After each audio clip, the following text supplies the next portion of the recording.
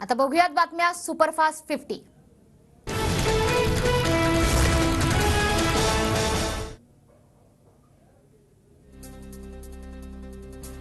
भाजपकडून अखेर उदयनराजे भोसलेंना तिकीट जाहीर। साताऱ्यात उदयनराजे भोसले विरुद्ध राष्ट्रवादी शरद पवार गटाचे शशिकांत शिंदेंमध्ये सामना रंगणार।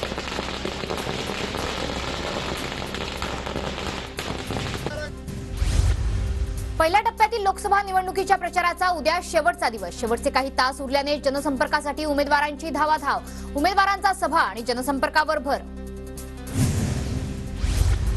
सोलापूरमध्ये राम सातपुते आणि माढ्याचे उमेदवार रणजितसिंह नाईक निंबाळकरांसाठी देवेंद्र फडणवीसांच्या उपस्थितीत रोड शो। उमेदवारी अर्ज दाखल केल्यानंतर दोघांचेही जोरदार शक्ती प्रदर्शन। कोल्हापूरचे महाविकास आघाडीचे उमेदवार शाहू महाराजांकडून उमेदवारी अर्ज दाखल। उमेदवारी अर्ज दाखल करण्यापूर्वी शाहू महाराजांकडून जोरदार शक्ती प्रदर्शन। धाराशिवचे ठाकरे गटाचे उमेदवार ओमराजे निंबाळकर लोकसभा उमेदवारी अर्ज दाखल करणार। अर्ज दाखल करण्यापूर्वी आदित्य ठाकरेंचा रोड शो। आदित्य ठाकरेंच्या रोड शो मध्ये हजारोंच्या संख्येने कार्यकर्ते सहभागी। शरद पवार गटाकडून धैर्यशील मोहिते थोड्याच वेळात उमेदवारी अर्ज भरणार। माढ्यातून रणजितसिंह नाईक निंबाळकर विरुद्ध धैर्यशील मोहिते पाटलांचा सामना रंगणार।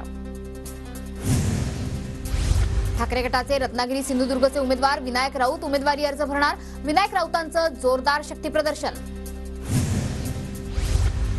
काल मी एक अपक्ष आणि एक काँग्रेसचा अर्ज भरला, तर आज आणखी 2 अर्ज दाखल करणार। 19 तारखेपर्यंत पक्षानं एबी फॉर्म दिला नाही तर अपक्ष लढणार, विशाल पाटील ठाम।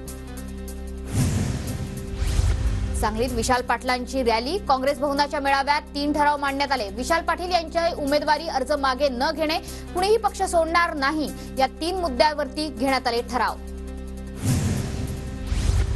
विशाल पाटील कोणतेही चुकीचं काम करणार नाही। विशाल पाटलांनी उमेदवारी अर्ज दाखल केल्यानंतर संजय राऊतांचं वक्तव्य। अजित पवारांकडून स्वतःसह कुटुंबियांच्या नावाने 3 अर्जांची खरेदी। अजित पवारांच्या नावाने त्यांच्या विश्वासू वकिलांनी पहिल्याच दिवशी अर्ज घेतले। सुनेत्रा पवारांच्या अर्जात चूक राहिल्यास अजित पवार स्वतः आणि मुलांच्या नावे अर्ज दाखल करण्याची शक्यता। 18 एप्रिलला उमेदवारी अर्ज दाखल करणार सुनेत्रा पवारांची माहिती। सुनेत्रा पवार आज प्रचारासाठी पुण्यातील वडगाव बुद्रुक परिसरात। दिल्लीवरून आदेश आल्यास अजितदादा काही पण करतील। दिल्लीचा आदेश आला तर काकूंऐवजी स्वतःचा अर्जही भरतील। रोहित पवारांचा अजित पवारांना खोचक टोला। मोदींची हवा आहे, या फुग्यात कुणीही राहू नये। मोठी यंत्रणा असूनही 2019 मध्ये एक अपक्ष निवडून आली होती। भाजपच्या उमेदवार नवनीत राणा यांचं प्रचार सभेत वक्तव्य।